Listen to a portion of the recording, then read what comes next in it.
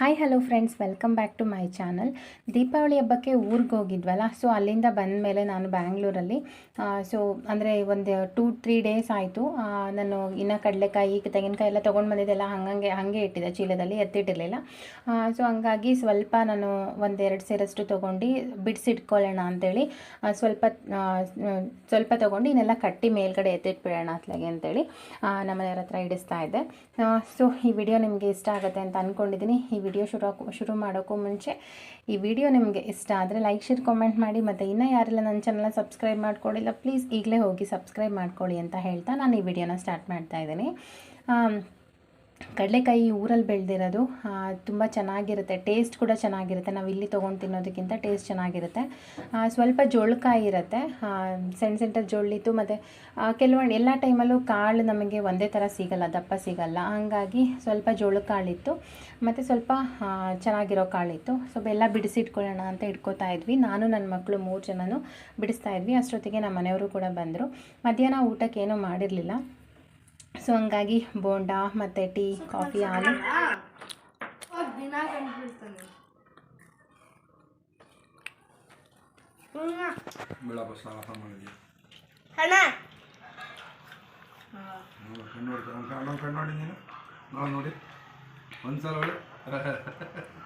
ಎಲ್ಲ ಹೊಡಿ ಹೊಡಿಯಾ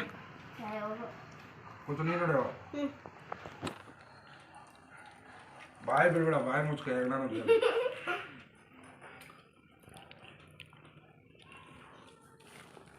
ಸೊ ಹೀಗೆ ತಮಾಷೆ ಮಾಡ್ಕೊಂಡು ನಾನು ಕಡಲೆಕಾಯಿನ ಬಿಡಿಸ್ಕೊತಾ ಇದ್ವಿ.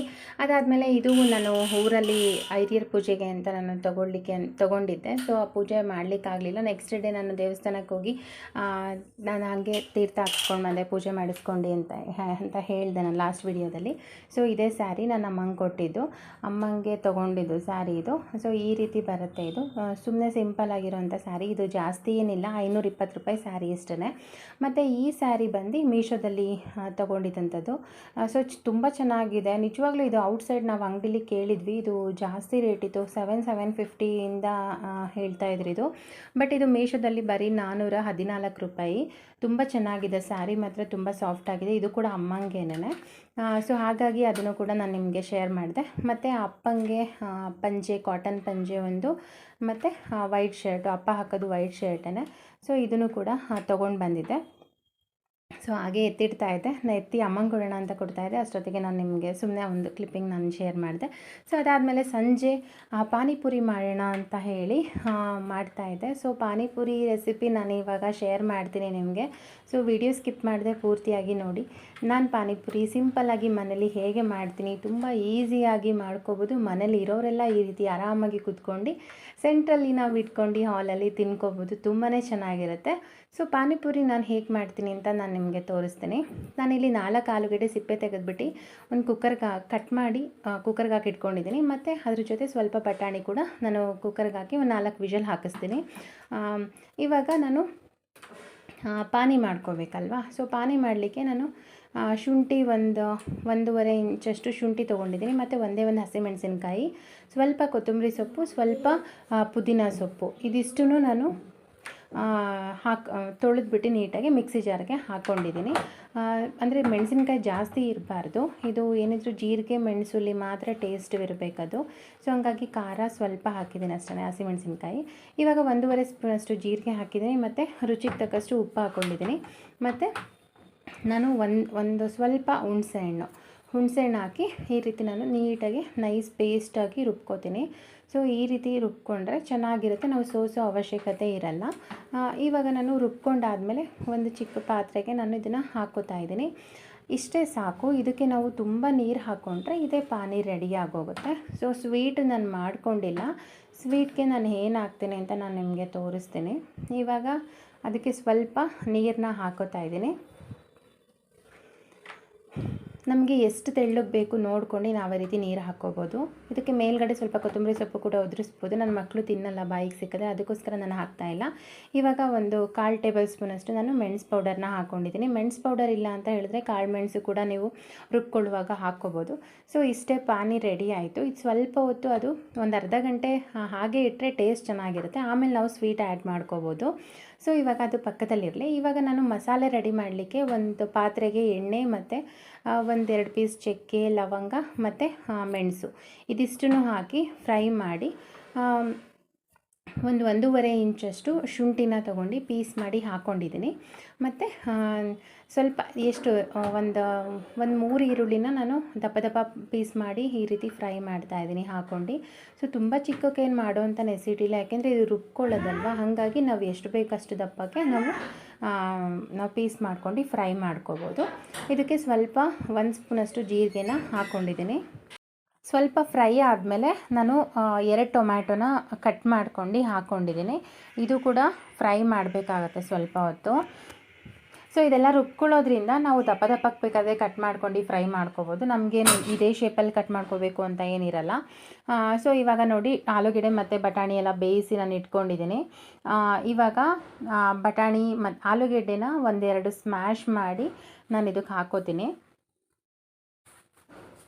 ಅದಕ್ಕೂ ಮುಂಚೆ ಮಿಕ್ಸಿ ಜಾರ್ಗೆ ಇವಾಗ ನಾನು ಫ್ರೈ ಮಾಡ್ಕೊಂಡಿರೋವಂಥ ಈರುಳ್ಳಿ, ಟೊಮ್ಯಾಟೊದಲ್ಲಿ ಇದೆಯಲ್ಲ ಮಸಾಲೆ ಅದನ್ನು ನಾನು ಮಿಕ್ಸಿ ಜಾರ್ಗೆ ಹಾಕೋತೀನಿ. ಅದು ಸ್ವಲ್ಪ ಬೆಚ್ಚಗಾಗಬೇಕು, ಏಕೆಂದರೆ ತುಂಬ ಬಿಸಿ ಇರುವಾಗ ನಾವು ರುಬ್ಕೊಂಡ್ರೆ ಅದಕ್ಕೆ ಚೆನ್ನಾಗಾಗಲ್ಲ. ಹಂಗಾಗಿ ಚೆನ್ನಾಗಾಗಲ್ಲ ಅನ್ನೋದಕ್ಕಿಂತ ಹಾರಿಬಿಡುತ್ತೆ ಮೇಲೆ, ಹಂಗಾಗಿ ಸ್ವಲ್ಪ ತಣ್ಣಗಾದ್ಮೇಲೆ ನಾವು ರುಬ್ಕೋಬೇಕಾಗತ್ತೆ. ಇವಾಗ ನೋಡಿ ಆ ಪಾತ್ರೆಗೆ ನಾನು ಯಾವುದ್ರಲ್ಲಿ ಮಸಾಲೆ ಮಾಡ್ಕೋತೀನಿ ಆ ಪಾತ್ರೆಗೆ ನಾನು ಸ್ವಲ್ಪ ನೀರನ್ನ ಹಾಕ್ತಾಯಿದ್ದೀನಿ, ಬೇಯಿಸ್ಕೊಂಡಿರೋವಂಥ ಆಲೂಗೆಡ್ಡೆ ಬಟಾಣಿ ನೀರನ್ನ. ಇವಾಗ ನಾನು ರುಬ್ಕೊಳ್ಳಿಕ್ಕೆ ಸ್ವಲ್ಪ ಬಟಾಣಿನ ಹಾಕೋತಾ ಇದ್ದೀನಿ. ಸ್ವಲ್ಪ ಬಟಾಣಿ ಮತ್ತು ಬೇಯಿಸ್ಕೊಂಡಿರೋಂಥ ಒಂದು ಅರ್ಧ ಆಲೂಗೆಡ್ಡೆನ ನಾನು ಹಾಕೋತಾ ಇದ್ದೀನಿ. ಹಾಕ್ಕೊಂಡ್ಬಿಟ್ಟು ಉಳಿದಿರೋಂಥ ಆಲೂಗೆಡ್ಡೆ ಎಲ್ಲ ಚೆನ್ನಾಗಿ ಸ್ಮ್ಯಾಶ್ ಮಾಡಬೇಕು. ಬಟಾಣಿ ಬಾಯಿಗೆ ಸಿಗಬೇಕು, ಬಟಾಣಿ ಸ್ಮ್ಯಾಶ್ ಮಾಡೋದು ಬೇಡ ಅಂತ ಹೇಳಿದ್ರೆ ಬಟಾಣಿ ಸ್ಮ್ಯಾಶ್ ಮಾಡೋ ಅವಶ್ಯಕತೆ ಇಲ್ಲ. ಸೊ ಆಲೂಗೆಡ್ಡೆ ಮಾತ್ರ ಸ್ಮ್ಯಾಶ್ ಮಾಡ್ಕೋಬೋದು. ಬಟ್ ನಾನೇನು ಅಂದರೆ ಸ್ವಲ್ಪ ಬಟಾಣಿನೂ ಕೂಡ ಅರ್ಧಂಬರ್ಧ ಸ್ಮ್ಯಾಶ್ ಮಾಡ್ತಾಯಿದ್ದೀನಿ. ಆಲೂಗೆಡ್ಡೆ ಎಲ್ಲ ನೀಟಾಗಿ ತುಂಬ ನೈಸಾಗಿ ಸ್ಮ್ಯಾಶ್ ಮಾಡಬೇಕು. ಸೊ ಇವಾಗ ನೋಡಿ ಈ ಮಸಾಲೆಗೆ ನಾನು ಒಂದೇ ಒಂದು ಹಸಿಮೆಣಸಿನ್ಕಾಯಿನ ಹಾಕ್ತಾಯಿದ್ದೀನಿ ಮತ್ತು ಸ್ವಲ್ಪ ಕೊತ್ತಂಬರಿ ಸೊಪ್ಪು ಮತ್ತು 1 ಸ್ಪೂನಷ್ಟು ಜೀರಿಗೆ. ನಾವು ಜೀರಿಗೆ ಆಲ್ರೆಡಿ ಹಾಕಿದ್ದೀವಿ, ಬಟ್ ಸ್ವಲ್ಪ ಜೀರಿಗೆ ಫ್ಲೇವರ್ ಜಾಸ್ತಿ ಇತ್ತು ಅಂದರೂ ಚೆನ್ನಾಗಿರುತ್ತೆ. ಸೊ ಇವಾಗ ರುಬ್ಕೊಂಡಿದ್ದೀನಿ. ರುಬ್ಕೊಂಡ್ಬಿಟ್ಟು ನಾನು ಬೇಯಿಸ್ಕೊಂಡಿದ್ವಲ್ಲ ನೀರು, ಆಲೂಗೆಡ್ಡೆ ಬಟಾಣಿ ನೀರು, ಅದಕ್ಕೆ ನಾನು ಇದನ್ನು ಮಿಕ್ಸ್ ಮಾಡ್ತಾಯಿದ್ದೀನಿ. ಸೊ ಮಸಾಲೆ ಇವಾಗ ಮಾಡ್ಕೋತಾ ಇದ್ದೀನಿ ನಾನು. ಸೊ ಇವಾಗ ರುಬ್ಕೊಂಡಿರೋವಂಥದ್ದು ಕೂಡ ಹಾಕ್ಬಿಟ್ಟು ನಾನು ಮಿಕ್ಸ್ ಮಾಡ್ಕೊಂಡಿದ್ದೀನಿ. ನಮಗೆ ನೀರು ಎಷ್ಟು ಬೇಕು ನಾವು ಅಷ್ಟು ಹಾಕ್ಕೋಬೋದು. ಇದಕ್ಕೆ ತುಂಬ ತಿಕ್ಕಾಗಬೇಕಂದ್ರೆ ತಿಕ್ಕಾಗಿ ಹಾಕ್ಕೋಬೋದು, ಇಲ್ಲಾಂದರೆ ನಮಗೆ ಸ್ವಲ್ಪ ತೆಳ್ಳಗೆ ಬೇಕು ಅಂದರೆ ತೆಳ್ಳಗೆ ಮಾಡ್ಕೋಬೋದು. ಇವಾಗ ಬೇಯಿಸಿಟ್ಕೊಂಡಿರೋವಂಥ ಆಲೂಗೆಡ್ಡೆ ಬಟಾಣಿ ಬೇಯಿಸಿಟ್ಕೊಂಡಿದ್ದಲ್ಲ ಅದನ್ನು ಕೂಡ ನಾನು ಇದಕ್ಕೆ ಹಾಕಿ ಮಿಕ್ಸ್ ಮಾಡ್ಕೋತೀನಿ ಚೆನ್ನಾಗಿ. ಸೊ ಆಲೂಗೆಡ್ಡೆ ಹಾಕಿರೋದ್ರಿಂದ ಸ್ವಲ್ಪ ಗಟ್ಟಿಯಾಗೂ ಕೂಡ ಬರುತ್ತೆ. ಸೊ ಹಂಗಾಗಿ ಸ್ವಲ್ಪ ಮೀಡಿಯಮಾಗಿ ನೋಡ್ಕೊಂಡು ನಾವು ಮಾಡ್ಕೋಬೇಕಾಗತ್ತೆ. ಇವಾಗ ಚೆನ್ನಾಗಿ ಮಿಕ್ಸ್ ಮಾಡ್ಕೊಂಡು ನಾನಿನ್ನು ಸ್ವಲ್ಪ ತುಂಬ ತಿಕ್ಕಾಗತ್ತೆ, ಅದು ಸ್ವಲ್ಪ ತಣ್ಣಗಾಗ್ತಾ ಸ್ವಲ್ಪ ತಿಕ್ಕಾಗತ್ತೆ. ಮತ್ತು ಕುದಿತಾ ಕೂಡ ಅದು ಸ್ವಲ್ಪ ತಿಕ್ಕಾಗತ್ತೆ ಅಂತೇಳಿ ಸ್ವಲ್ಪ ನೀರು ಹಾಕ್ಕೋತಾ ಇದ್ದೀನಿ. ಸ್ವಲ್ಪ ನೀರು ಹಾಕ್ಕೊಂಡು ಮಿಕ್ಸ್ ಮಾಡ್ಕೊಂಡು ತುಂಬ ಚೆನ್ನಾಗಿ ಕುದಿಸ್ಬೇಕು. ಇದನ್ನು ಒಂದು 10ರಿಂದ 15 ನಿಮಿಷ ಕುದ್ದಾದಮೇಲೆ ಉರಿನ ಕಮ್ಮಿ ಮಾಡಿ ಲೋ ಫ್ಲೇಮಲ್ಲೇ ಒಂದು 10ರಿಂದ 15 ನಿಮಿಷ ನಾವು ಇದನ್ನು ಚೆನ್ನಾಗಿ ಕುದಿಸ್ಬಿಟ್ರೆ ಟೇಸ್ಟ್ ಮಾತ್ರ ತುಂಬಾ ಚೆನ್ನಾಗಿರುತ್ತೆ. ನಾರ್ಮಲಾಗಿ ಸ್ಟ್ರೀಟಲ್ಲೆಲ್ಲ ಅಂದರೆ ಅಂಗಡಿಗಳಲ್ಲೆಲ್ಲ ಪಾನಿಪುರಿ ಮಾಡ್ತಾರಲ್ವ, ಅವರು ಯಾವಾಗಲೂ ಈ ಮಸಾಲೆ ಕುದೀತಾನೆ ಇರುತ್ತೆ. ಅದು ಹಾಗಾಗಿ ಆ ಟೇಸ್ಟ್ ಮಾತ್ರ ತುಂಬಾ ಚೆನ್ನಾಗಿರುತ್ತೆ. ಇವಾಗ ಇದಕ್ಕೆ 1 ಸ್ಪೂನಷ್ಟು ನಾನು ರುಚಿಗೆ ತಕ್ಕಷ್ಟು ಉಪ್ಪು ಹಾಕ್ಕೊಂಡಿದ್ದೀನಿ. ಉಪ್ಪು ಆಲ್ರೆಡಿ ಹಾಕಿರೋದ್ರಿಂದ ನಾನು ಇನ್ನೂ ಸ್ವಲ್ಪ ಹಾಕ್ಕೊಂಡಿದ್ದೀನಿ. ಮತ್ತು ಇದಕ್ಕೆ ನಾನು 1 ಸ್ಪೂನಷ್ಟು ಜೀರಿಗೆ ಅಲ್ಲ, ಮೆಣಸು ಪೌಡರ್ ಹಾಕ್ಕೊಂಡಿದ್ದೀನಿ. ಮತ್ತು ಒಂದು ಅರ್ಧ ಸ್ಪೂನಷ್ಟು ನಾನು ಚಾಟ್ ಮಸಾಲನ ಹಾಕ್ಕೊಂಡಿದ್ದೀನಿ. ಮತ್ತು 1 ಸ್ಪೂನಷ್ಟು ಖಾರದ ಪುಡಿ ಹಾಕ್ಕೊಂಡಿದ್ದೀನಿ. ಚಾಟ್ ಮಸಾಲ ಹಾಕೋದ್ರಿಂದ ಫ್ಲೇವರ್ ಚೆನ್ನಾಗಿರುತ್ತೆ, ಟೇಸ್ಟ್ ಕೂಡ ಚೆನ್ನಾಗಿರುತ್ತೆ. ಇದು ಚಾಟ್ಸ್ ಅಲ್ವಾ, ಚಾಟ್ಸ್ ಮಸಾಲ ಇದ್ರೇ ಟೇಸ್ಟ್ ಇರುತ್ತೆ. ಸೊ ಹಾಗಾಗಿ ಚಾಟ್ ಮಸಾಲ ಹಾಕ್ಕೊಳ್ಳೇಬೇಕಾಗತ್ತೆ. ಟೇಸ್ಟ್ ಬೇಕು ಅಂತ ಹೇಳಿದ್ರೆ ಹಾಕ್ಕೊಳ್ಳೇಬೇಕಾಗತ್ತೆ. ಸೊ ಇವಾಗ ಹಾಕೊಂಡಾದಮೇಲೆ ಚೆನ್ನಾಗಿ ಸ್ವಲ್ಪ ಹೊತ್ತು ಅದನ್ನು ಕುದಿಲಿಕ್ಕೆ ನಾನು ಬಿಟ್ಬಿಡ್ತೀನಿ. ಇವಾಗ ಪಾನಿಪೂರಿಗೆ ಪೂರಿಗಳು ಬೇಕಲ್ವಾ, ಸೊ ಈ ರೀತಿ ನಾನು ಪೂರಿನ ತಂದಿಟ್ಕೊಂಡಿದ್ದೀನಿ. ಮನೇಲಿ ಮಾಡೋಕ್ಕೆ ಟೈಮ್ ಸಾಕಾಗಲ್ಲ ಅನ್ನೋರು ಈ ರೀತಿ ನಾವು ತಂದಿಟ್ಕೊಂಡ್ರೆ ನಾವು ಯಾವಾಗ ಬೇಕು ಆವಾಗ ಫ್ರೈ ಮಾಡ್ಕೊಂಡು ನಾವು ಮಾಡ್ಕೊಂಡು ತಿನ್ಬೋದು. ಸೊ ಇದನ್ನು ನಾನು ಫ್ರೈ ಮಾಡ್ತಾಯಿದ್ದೀನಿ. ನೋಡಿ ಎಷ್ಟು ಚೆನ್ನಾಗಿ ಉದ್ಕೊಳ್ಳುತ್ತೆ. ಆದಷ್ಟು ಮನೇಲಿ ಮಾಡ್ಕೊಂಡು ತಿಂದರೆ ತುಂಬಾ ಒಳ್ಳೆಯದು. ಬಟ್ ಟೈಮ್ ಸಿಗಲ್ಲ, ಮಾಡೋಕ್ಕಾಗಲ್ಲ ಅಂತ ಹೇಳೋರು ಈ ರೀತಿ ಮಾಡ್ಕೊಂಡು ತಿನ್ಬೋದು. ನೋಡಿ ಎಷ್ಟು ಚೆನ್ನಾಗಿ ಊದ್ಕೊಂಡಿದೆ ಅಲ್ವಾ, ತುಂಬಾ ಚೆನ್ನಾಗಿರುತ್ತೆ ಟೇಸ್ಟು ಕೂಡ ಇದು ಅಂತ ಹೇಳ್ತೀನಿ. ನಾನು ಡಿಮಾರ್ಟ್ಗೆ ಹೋದಾಗ ತೊಗೊಂಡು ಬಂದಿದ್ದೆ ಇದನ್ನು, ಒಂದು ಕೆ ಜಿಯಷ್ಟು. ಸೊ ಅದು ತುಂಬ ದಿನ ಆಗುತ್ತೆ, ಆಲ್ಮೋಸ್ಟ್ ಯಾವಾಗ ಬೇಕು ಅವಾಗ ಮಾಡ್ಕೊಂಡು ತಿಂದರೂ ನಮಗೆ ಅದು ತುಂಬ ದಿನ ಆಗುತ್ತೆ. ಸೊ ಇವಾಗ ಪೂರಿಗಳನ್ನೂ ಕೂಡ ನಾನು ಕರಿತಾ ಇದ್ದೀನಿ. ಇದನ್ನು ಮನೇಲಿ ಮಾಡ್ಕೊಂಡು ತಿಂದರೆ ಟೇಸ್ಟ್ ಇರುತ್ತೆ. ಮತ್ತು ಪೂರಿ ಪ್ಯಾಕೆಟಲ್ಲಿ ಸಿಗುತ್ತೆ ರೆಡಿ ಪೂರಿ, ಅದು ಅಷ್ಟು ಚೆನ್ನಾಗಿರಲ್ಲ ಮತ್ತು ಕ್ವಾಂಟಿಟಿ ಕೂಡ ಕಡಿಮೆ ಇರುತ್ತೆ. ಹಾಗಾಗಿ ನಾವು ಈ ರೀತಿ ಮಾಡ್ಕೊಂಡು ತಿಂದರೆ ಕ್ವಾಂಟಿಟಿ ಕೂಡ ಚೆನ್ನಾಗಿರುತ್ತೆ. ನೋಡಿ ಇವಾಗ ನಾನು ಒಂದು ಪಾತ್ರೆ ಪೂರ್ತಿ ಈ ರೀತಿ ಮಾಡಿಟ್ಕೊಂಡಿದ್ದೀನಿ. ಮುಟ್ಟಿದ ತಕ್ಷಣ ಪುಡಿ ಆಗುತ್ತೆ, ಅಷ್ಟು ಚೆನ್ನಾಗಿರುತ್ತೆ ಪೂರಿ ಇದು. ಸೊ ಟೇಸ್ಟ್ ಮಾತ್ರ ತುಂಬಾ ಚೆನ್ನಾಗಿರುತ್ತೆ ಅಂತ ಹೇಳ್ತೀನಿ. ಇವಾಗ ಪಾನಿಗೆ ನಾನು ಪೂರಿ ರೆಡಿ ಆಯಿತು. ಪಾನಿಗೆ ನಾನು ಸ್ವೀಟ್ ಮಾಡ್ಕೊಳ್ಳಿಕ್ಕೆ ಡೇಟ್ಸಲ್ಲಿ ಸ್ವೀಟ್ ಮಾಡೋದು. ಸೊ ಸ್ವೀಟ್ ಆಲ್ರೆಡಿ ಖಾಲಿಯಾಗಿತ್ತು. ಇವಾಗ ಸ್ವಲ್ಪ ಕಡಿಮೆ ನಾನು ಚಾಟ್ಸ್ ಮಾಡೋದು ಸ್ವಲ್ಪ ಕಡಿಮೆ ಮಾಡಿಬಿಟ್ಟಿದ್ದೀನಿ. ಮುಂಚೆ ಮಾಡ್ಕೊಂಡು ನಾನು ಫ್ರಿಜ್ಜಲ್ಲಿ ಇಟ್ಕೋತಾ ಇದ್ದೆ. ಬಟ್ ಇವಾಗ ಕಡಿಮೆ ಮಾಡಿರೋದ್ರಿಂದ ನಾನು ಅದು ಸ್ವೀಟ್ಸ್ ಖಾಲಿಯಾಗಿತ್ತು. ಹಾಗಾಗಿ ನಾನೇನು ಮಾಡಿದೆ, ಅದಕ್ಕೆ ಬೆಲ್ಲನ ಆ್ಯಡ್ ಮಾಡಿದೆ, ಸ್ವಲ್ಪ ಟೇಸ್ಟ್ ಇರುತ್ತೆ ಚೆನ್ನಾಗಿ ಅಂತ. ಮತ್ತು ಇಲ್ಲಿ ಬಂದು ನಮ್ಮಮ್ಮ ಎಲ್ಲ ರೆಡಿ ಆಯಿತು. ಮೇಲ್ಗಡೆ ನಾವು ಹಾಕಲಿಕ್ಕೆ ಈರುಳ್ಳಿ ಮತ್ತು ಕ್ಯಾರೆಟ್ ಅದೆಲ್ಲ ಬೇಕಾಗತ್ತಲ್ವ, ಹಾಗಾಗಿ ಕ್ಯಾರೆಟ್ ಎಲ್ಲ ತುರಿತಾಯಿದ್ರು. ಕ್ಯಾರೆಟ್ ಅಮ್ಮನೇ ತುರ್ಕೊಟ್ರು. ಮತ್ತು ನಾನು ಈರುಳ್ಳಿ, ಕೊತ್ತಂಬರಿ ಸೊಪ್ಪೆಲ್ಲ ಹೆಚ್ಕೊಂಡೆ, ಕೊತ್ತಂಬರಿ ಸೊಪ್ಪು, ಟೊಮ್ಯಾಟೊ ಅದೆಲ್ಲ ಹೆಚ್ಕೊಂಡೆ. ಸೊ ಕ್ಯಾರೆಟ್ ಮಾತ್ರ ಇಲ್ಲಿ ತುರಿತಾಯಿದ್ರು. ಅವರು ಕೂಡ ಆವಾಗಿನ ಹೋಟ್ಲಿಂದ ಬಂದಿದ್ದರು. ಹಾಗಾಗಿ ಕ್ಯಾರೆಟ್ ಒಂದು ತುರ್ಕೊಡ್ತೀನಿ ಅಂತ ಹೇಳಿದ್ರಲ್ಲ, ಹಾಗಾಗಿ ಕ್ಯಾರೆಟು ತುರಿತಾಯಿದ್ರು. ಸೊ ಇವಾಗ ಫೈನಲಾಗಿ ಪೂರಿ ರೆಡಿ ಆಯಿತು. ಮೇಲ್ಗಡೆ ಗಾರ್ನಿಷಿಂಗ್ಗೆ ಕ್ಯಾರೆಟ್ ಮತ್ತು ಈರುಳ್ಳಿ, ಟೊಮ್ಯಾಟೊ, ಕೊತ್ತಂಬರಿ ಸೊಪ್ಪು ರೆಡಿ ಆಯಿತು. ಪಾನಿ ರೆಡಿ ಆಯಿತು. ಖಾರ ಸೇವು ಕೂಡ ಇದೆ ಮತ್ತು ಮಸಾಲೆ ಕೂಡ ರೆಡಿಯಾಗಿದೆ. ಇವಾಗ ಫೈನಲಾಗಿ ಪಾನಿಪುರಿ ತಿನ್ನಲಿಕ್ಕೆ ರೆಡಿಯಾಗಿದೆ. ಸೊ ಇವಾಗ ಎಲ್ಲ ಸರ್ವ್ ಮಾಡ್ಕೋಬೇಕು. ಸರ್ವ್ ಮಾಡ್ಕೊಳ್ಳೋಕ್ಕೂ ಮುಂಚೆ ನಾವು ಇದನ್ನೆಲ್ಲ ತೊಗೊಂಡೋಗಿ ಸೆಂಟ್ರಲ್ಲಿ ಇಟ್ಕೋತೀವಿ, ಹಾಲಲ್ಲಿ. ನೋಡಿ ಈ ಥರ ನಾವು ಹಾಲಲ್ಲಿ ಇಟ್ಕೊಂಡ್ಬಿಟ್ಟು ನಾವು ಪಾನಿಪುರಿ ನಾವು ತಿನ್ನೋವಂಥದ್ದು. ಯಾವಾಗಲೂ ಜಾಸ್ತಿ ಮಂತ್ಲಿ ಒನ್ಸ್ ಇಲ್ಲ 15 ಡೇಸ್ ಒನ್ಸು ಈ ರೀತಿ 15 ಡೇಸ್ ಅಂದರೆ ಅಷ್ಟೊಂದು ಮಾಡಲ್ಲ, ಮಂತ್ಲಿ ಒನ್ಸು ಆ ರೀತಿ ಮಾಡ್ಕೊಂಡು ತಿನ್ನೋವಂಥದ್ದು. ಇವಾಗ ಬಂದು 5 to 6 ಮಂತ್ ಆಯ್ತು ನಾವು ಮಾಡ್ದಲೆ. ಸೊ ಇವಾಗ ಮಾಡಿದಂಥದ್ದು.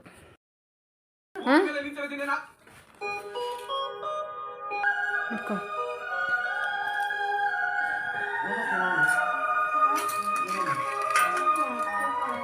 ಕುಶಲ್ ಈ ಪ್ಲೇಟ್ ತಗೋ. ಕುಶಲ್ ಪಾನಿ ಹಾಕೋಬೋದು, ಪಾನಿ ಹಾಕೋಬೋದು ತಾನೇ ಅದಕ್ಕೆ.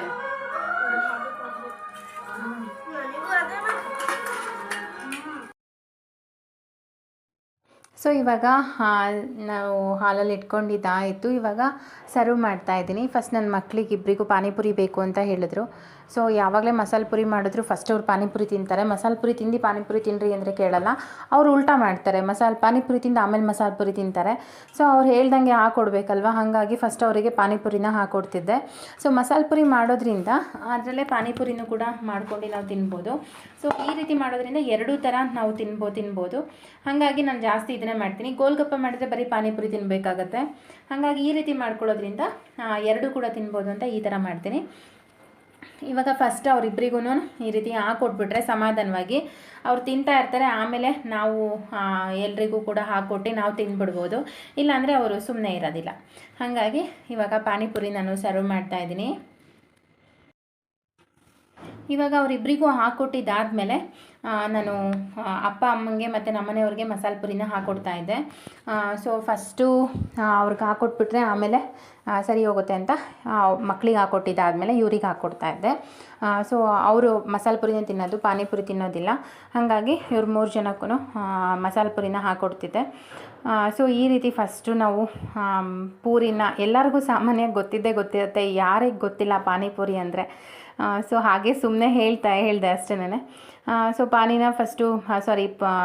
ಪೂರಿನ ಫಸ್ಟು ಪುಡಿ ಮಾಡಿಬಿಟ್ಟು ಒಂದು ಪ್ಲೇಟಿಗೆ ಹಾಕಿ ನಾರ್ಮಲಾಗಿ ಫಸ್ಟ್ ಮಸಾಲೆ ಹಾಕ್ಬಿಟ್ಟು ಆಮೇಲೆ ಮಸಾಲೆ ಸ್ವಲ್ಪ ಜಾಸ್ತಿ ಇದ್ದರೆ ಚೆನ್ನಾಗಿರುತ್ತೆ.